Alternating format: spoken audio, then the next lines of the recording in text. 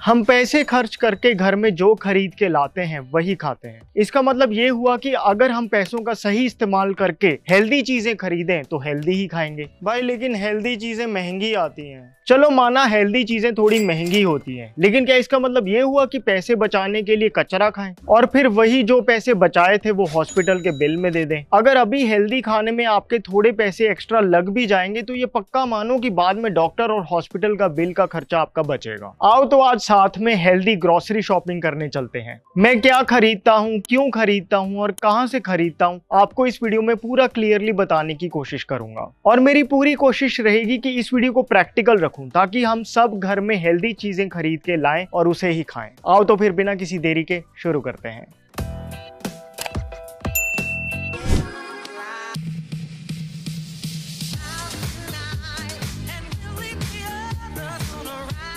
Hello friends, welcome to Fit Tuber Hindi. तो मैं आ गया हूँ एक सुपरमार्केट में।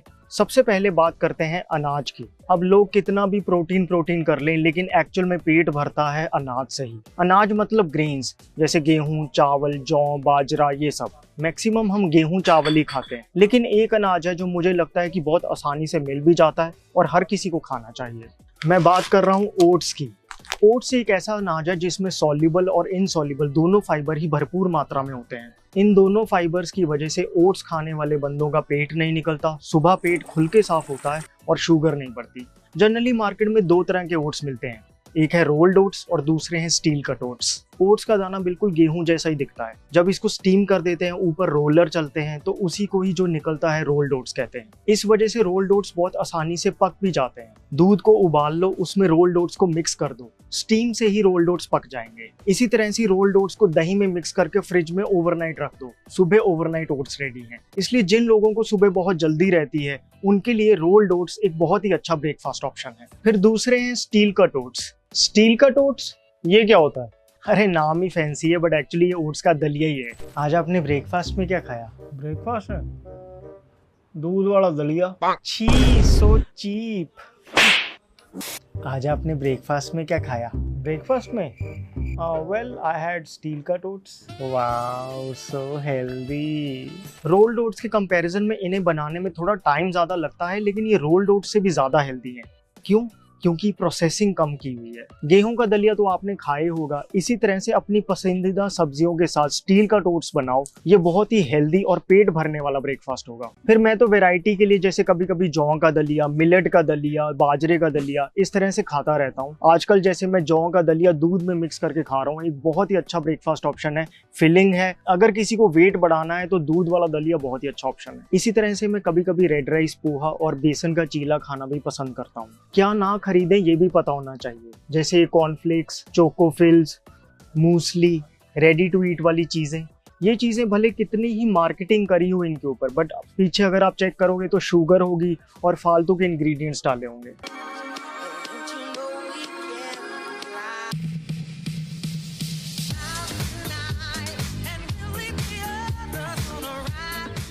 भाई दलिया तो हो गया, रोटी की भी बात करो। बिल्कुल, रोटी के बिना हम लोगों का काम नहीं चलता, इसलिए आओ चलते हैं आटा खरीदने।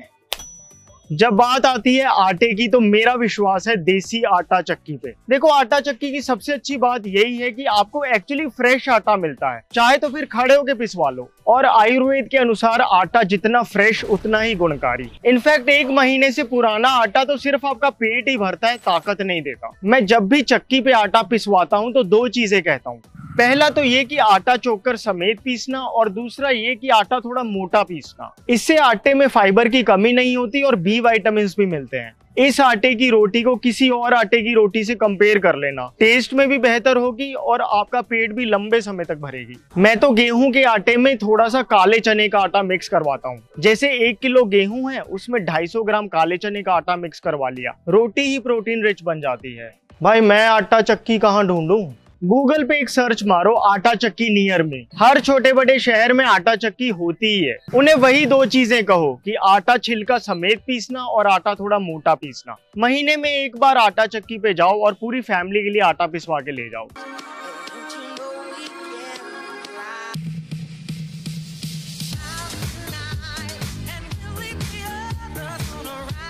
ये जो पैकेट वाला आटा है उसमें भी तो आटा चक्की लिखा होता है, तो फर्क क्या है? ਜਿਹੜੀਆਂ ਮਸ਼ੀਨਾਂ ਹੁੰਦੀਆਂ ਨਾ ਚੋਕਰ ਕੱਢ ਕੇ ਵੇਚਦੀਆਂ ਨੇ ਤੇ ਵੱਡੀਆਂ ਮਸ਼ੀਨਾਂ ਨੇ ਆਪਾਂ ਚੋਕਰ ਸਮੇਤ ਵੇਚਦੇ ਹਾਂ ਆਪਾਂ कुछ नहीं करते।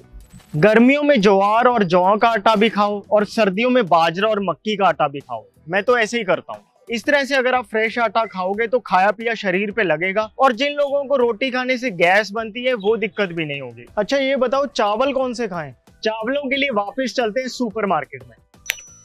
देखो ज्यादातर लोग व्हाइट राइस खाते हैं लेकिन फिर वही बात है उसमें फाइबर वगैरह उतारा होता है। अगर आप मुझसे पूछो तो मैं कहूंगा कि आप ब्राउन राइस खाओ। आप किसी भी कंपनी का ब्राउन राइस खरीद सकते हो। जैसे यहाँ पे देखो ये ऑर्गेनिक तत्वा का ब्राउन राइस पड़ा है, 24 मंत्रा का ब्राउन राइस पड़ा है।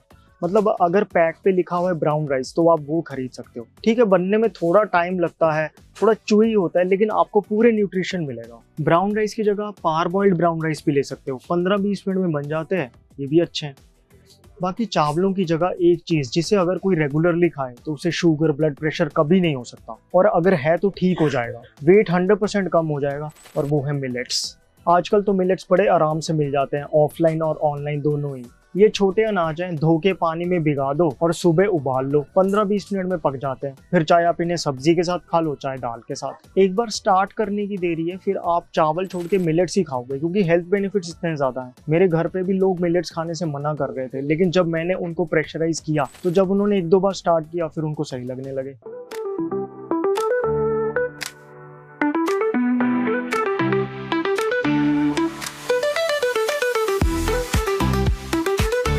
बात करते हैं दालों की। दालें हम सब खाते हैं और खानी भी चाहिए। दालें कॉम्प्लेक्स कार्बोहाइड्रेट्स के साथ साथ प्रोटीन का भी एक जबरदस्त सोर्स है। बहुत वैरायटी की दालें आती हैं जैसे छोले, राजमा, मूंग की दाल, चने की दाल, अरहर की दाल, सब बदल बदल के खानी चाहिए। कोशिश करनी चाहिए कि साबुत दालें ज्यादा खाओ और धुली दालें कम खाओ क्योंकि धुली दालों में फाइबर के साथ साथ बहुत से एसेंशियल विटामिन और मिनरल्स मिस हो जाते हैं। और एक बात कहूँ, चाहे साबुत दाल हो चाहे धुली दाल हो, 4 घंटे जरूर भिगाओ क्योंकि जब आप दाल भिगाते हो तो दाल बनने के बाद ज्यादा टेस्टी बनती है और उसके अंदर जो भी पोषक तत्व हैं वो बॉडी को बहुत अच्छे से मिलते हैं। अब आगे चलते हैं फल सब्जियां लेने।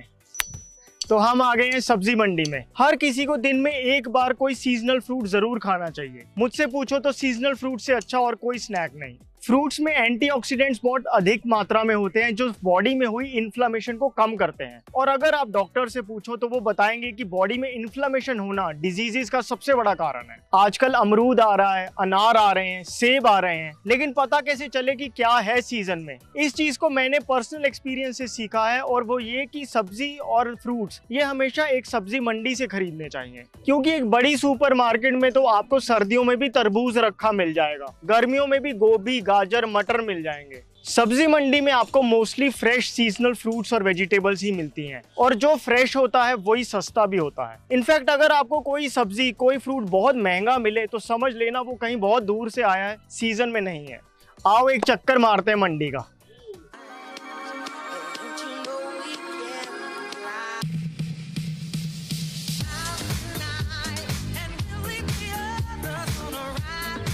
जब हम रेगुलरली फ्रेश सीजनल फ्रूट्स और वेजिटेबल्स खाते रहते हैं तो हमारी बॉडी को जरूरी विटामिन्स और मिनरल्स अपने आप ही मिलते रहते हैं क्योंकि कुदरत को पता है कि किस टाइम पे क्या उगाना चाहिए। इसीलिए फ्रूट्स और वेजिटेबल्स सब्जी मंडी से खरीदो, मॉल से नहीं। भाई सब्जी मंडी में ऑर्गेनिक फ्रूट्स वेजिटेबल्स थोड़ी ना मिलते हैं। मुझे लगता है कि ऑर्गेनिक सब्जी खाना कोई बहुत प्रैक्टिकल ऑप्शन है ही नहीं। आप खुद बताओ डेली लाइफ में इस्तेमाल होने वाले प्याज, आलू, टमाटर ये सब ऑर्गेनिक कैसे लेके आओगे? इससे तो बहुत बेहतर है कि आप जो सब्जी मिले फ्रेश वो खाओ और साथ में दिन में 10 मिनट कपालभाति करो। कपालभाति करने से जो दिन में थोड़े बहुत टॉक्सिन्स आपकी बॉडी में आ गए हैं वो डिटॉक्स अपने आप ही हो जाएंगे। भाई मेरे घर के आसपास तो कोई सब्जी मंडी है नहीं तो मैं फल सब्जियां कहाँ से खरीदूं? ऐसे में जो फेरी वाले निकलते हैं आप उनसे भी सब्जी खरीद सकते हैं क्योंकि वो लोग भी मंडी से ही लेकर आते हैं। एक बात और, खरीदते हुए इस बात का ध्यान रखना कि जो फल और सब्जियां बहुत साफ सुथरी चमकदार सी लग रही हो उन्हें मत लेना, जो थोड़ी नॉर्मल दिखे उन्हें खरीदना। बाकी सब्जी मंडी से फल सब्जियां खरीदने का एक फायदा और ये होता है कि अपने आप पता चलने लग जाता है कि कौन सी सब्जी कौन सी सीजन में आती है और जो चीज सीजन में होती है उसमें नेचुरली पेस्टिसाइड्स का कम इस्तेमाल होता है।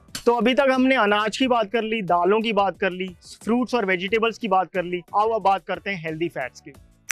हेल्दी फैट्स के लिए सबसे बढ़िया और सस्ती चीज है मूंगफली। रोस्टेड मूंगफली खाओ, बहुत अच्छा स्नैक भी है। इसके अलावा आप काजू, बादाम, अखरोट और सीड्स खा सकते हो, जैसे अलसी के बीज हो गए, चिया सीड्स हो गए। अभी सर्दियां आ रही हैं, सर्दियों में मैं तो पक्का तिल के लड्डू, अलसी के लड्डू और बाकी सीड्स को मिक्स करके लड्डू जरूर खाता हूँ। इनसे बॉडी को ओमेगा 3 फैटी एसिड्स मिलते हैं, जो हमारे ब्रेन के लिए, हार्ट के लिए, स्किन के लिए और बालों के लिए बहुत अच्छे हैं। और एक चीज का ध्यान रखो कि मिठास के लिए चीनी कभी ना खरीदो। या तो देसी खांड खरीदो, या धागे वाली मिश्री खरीदो, या गुड़ खरीदो, या गुड़ का पाउडर। मैं जब भी ग्रोसरी शॉपिंग करने आता हूँ मोटे वाली सौंफ जरूर खरीदता हूँ। खाने के बाद थोड़ी सी ले लो, डाइजेशन के लिए बहुत अच्छी होती है।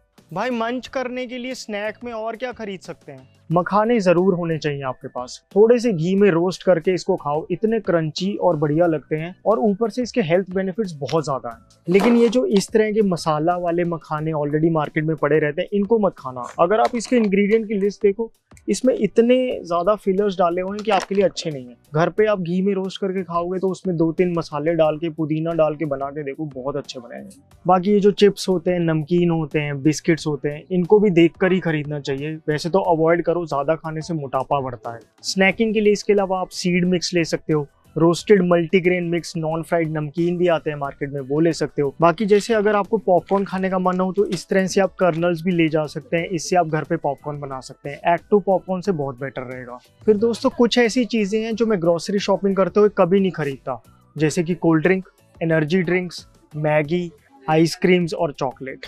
आप भी अवॉइड करो। भुना चना एक बहुत ही अच्छा स्नैक ऑप्शन है, स्पेशली ट्रैवलिंग के लिए। भुना चना से मेरे को याद आया, आपके पास सत्तू पाउडर जरूर होना चाहिए। सत्तू पाउडर को आप मीठा या नमकीन कैसे भी बना सकते हैं। हाई प्रोटीन, फिलिंग और एक बहुत ही रिफ्रेशिंग ड्रिंक है, और इसमें मैग्नीशियम बहुत ज्यादा होता है जो आपके हार्ट के लिए हेल्दी है।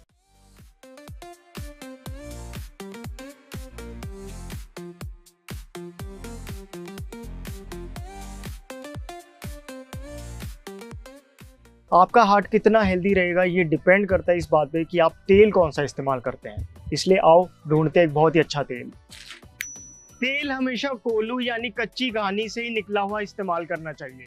ये मेरे पीछे ऑयल चक्की है जिसमें कच्ची घानी यानी कोल्ड प्रेस्ड ऑयल निकलता है। कोल्ड प्रेस तेल की खासियत ये होती है कि जिस चीज का तेल निकला उसकी पूरी खुशबू आएगी। ये रिफाइंड तेल के दुष्परिणाम है कि आजकल लोग सब्जी बनाते हुए तेल डालने से भी घबराते हैं। तेल जरूरी है आपकी शरीर की नस नाड़ियों को लचकीला और सॉफ्ट बनाने के लिए, लेकिन इस्तेमाल करो हमेशा कोल्ड प्रेस्ड ऑयल ही, ताकि जिस बीज से तेल निकला है उसके पूरे पोषक तत्व मिले। भारत में नॉर्थ और ईस्ट की साइड में सरसों का तेल चलता है, वेस्ट में महाराष्ट्र और गुजरात साइड पे मूंगफली का तेल, आंध्रा साइड तिल का तेल चलता है और नीचे केरला साइड पे coconut oil. Cold pressed oil refined तेल के मुकाबले थोड़ा महंगा तो होता है क्योंकि कोल्ड प्रेसिंग से तेल थोड़ा कम निकलता है, लेकिन ये तेल नुकसान नहीं बल्कि फायदा करता है।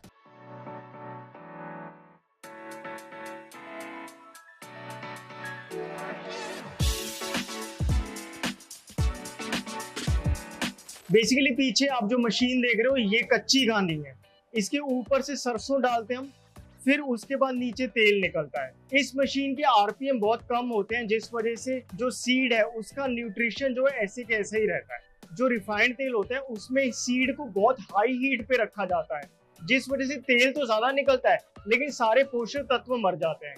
इसलिए ये एक बहुत ही हेल्दी तरीका है तेल खरीदने का। जब मैंने इनसे पूछा कि आपके यहाँ कच्ची घानी की मशीन है जिसका सरसों का तेल आप 200 रुपए लीटर बेचते हो, लेकिन मार्केट में कच्ची घानी सरसों का तेल 150 रुपए लीटर मिलता है, तो फर्क क्या है? तो उनका कहना था कि 150 रुपए लीटर सरसों का प्योर तेल तो पड़ता ही नहीं है। अगर कोई खुद भी सरसों दे दे तो भी 170-180 रुपए लीटर पड़ेगा, तो वो लोग 150 रुपए लीटर कैसे बेच रहे हैं इस पे कुछ कहा नहीं जा सकता। इस तरह की ऑयल चक्कियां भी आपको अपने घर के आसपास जरूर मिल जाएंगी। मेन बात ये कि हम लोग सर्च नहीं करते। बाकी अगर ऑयल चक्की ना भी मिले तो कोल्ड प्रेस्ड ऑयल आजकल बड़ी आराम से आपको ऑनलाइन मिल जाएगा, बल्कि ऑफलाइन किसी भी किराने की दुकान पे मिल जाएगा। आजकल वो नामी कंपनियां कोल्ड प्रेस्ड ऑयल्स बना रही हैं। देखो तेल हम रोज खाते हैं, ऐसी चीज अगर अनहेल्दी होगी तो दिक्कत है। इसलिए रिफाइंड तेल को इस्तेमाल करना बंद करो और कच्ची घानी से निकले कोल्ड प्रेस्ड तेल ही इस्तेमाल करो। अनाज दालें हो गई, फ्रूट सब्जियां हो गई, तेल हो गया, अब रह गए मिल्क प्रोडक्ट्स। आओ चलते हैं गौशाला। गौशाला जाने से पहले मैं आपसे शेयर करना चाहता हूँ भारतीय मार्केट में मौजूद एक बहुत अच्छा टूथपेस्ट। अक्सर जो कमर्शियल टूथपेस्ट होता है उसमें अगर आप देखो तो सोडियम लॉरल सल्फेट होता है। अरे भाई दांत साफ करने, कपड़े नहीं धोने, ऊपर से वो सब फ्लोराइड बेस्ड होते हैं जो कि एक पॉइजनस सब्सटेंस है। कमर्शियल टूथपेस्ट यूज करने से मुंह का जो सलाइवा है उसका पीएच बिगड़ जाता है, लेकिन ये टूथपेस्ट ऐसा है जो आपके पीएच को बहुत सही मेंटेन करके रखता है। और आपको तो पता है छोटे बच्चे जो हैं वो थोड़ा बहुत टूथपेस्ट खा भी जाते हैं, लेकिन आयुर्डेंट के इस टूथपेस्ट में ना तो सोडियम लॉरल सल्फेट है, ना फ्लोराइड है और ना ही ट्राइक्लोसन जैसे हार्श केमिकल्स। आप खुद इस टूथपेस्ट के इंग्रेडिएंट्स चेक कर सकते हैं, ये 100% नेचुरल है। भारतीय मार्केट में मौजूद बेस्ट टॉक्सिन फ्री टूथपेस्ट में से ये एक होगा, इसलिए इस टूथपेस्ट को खरीदने के लिए डिस्क्रिप्शन बॉक्स में दिए लिंक को क्लिक कीजिए। आओ अब चलते हैं गौशाला। दूध, दही, मक्खन ये हम भारतीयों की डाइट का एक अटूट हिस्सा है, लेकिन पैकेट वाले दूध पे मुझे विश्वास नहीं। दूध होना चाहिए देसी गाय का, जो घुटनों की ग्रीस को बढ़ाता है, शरीर को अंदर से ताकत देता है और विटामिन डी में भी बहुत रिच होता है। इसीलिए मैं दूध लेता हूँ ऐसी गौशाला से जहाँ पे सिर्फ देसी गायों को रखते हैं। गौ माता की सेवा करो और बदले में इसका दूध पियो। आप भी देखो आपके घर के आसपास कोई गौशाला हो। अगर गौशाला नहीं है तो एक सिंपल ऑप्शन है कि आप गूगल पे सर्च मारो A2 मिल्क नियर मी। आजकल A2 मिल्क की अवेयरनेस बहुत बढ़ रही है और हो सकता है कि आपके घर के आसपास सप्लाई हो। अगर नहीं तो दूसरा ऑप्शन है कि आप नॉर्मल किसी डेयरी से दूध ले लो। जनरली वो लोग गाय और भैंस का मिक्स दूध रखते हैं। इनफैक्ट भैंस का दूध तो नेचुरली A2 मिल्क होता है। मैं गौशाला से दूध लेता हूँ और कभी उसी को फाड़ कर पनीर बना लेता हूँ, कभी उसी का ही दही जमा लेता हूँ। पनीर फाड़ने के बाद जो वे वाटर बचा उसको भी कभी आटा गूंदने के लिए इस्तेमाल कर लिया, कभी दाल सब्जी में भी डाल लिया, उसका भी अलग से फायदा मिलता है।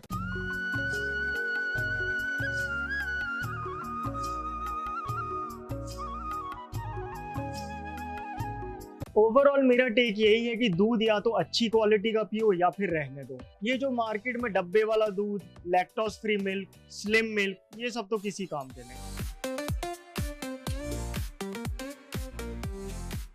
सो दोस्तों हमेशा कोशिश करनी चाहिए कि घर में हेल्दी चीजें ही खरीद के लाएं और अपने पैसों को अनहेल्दी चीजों पे वेस्ट ना करें। आई होप आपको ये वीडियो अच्छी लगी हो। अगर आपको कोई डाउट हो तो कमेंट जरूर करना। हेल्दी खाओ, अपनी सेहत का ध्यान रखो, क्योंकि जब भी दिक्कत आती है तब रियलाइज होता है। इस टूथपेस्ट को खरीदने के लिए डिस्क्रिप्शन बॉक्स में दिए लिंक को क्लिक कीजिए। My name is Vivek. I thank you so much for watching.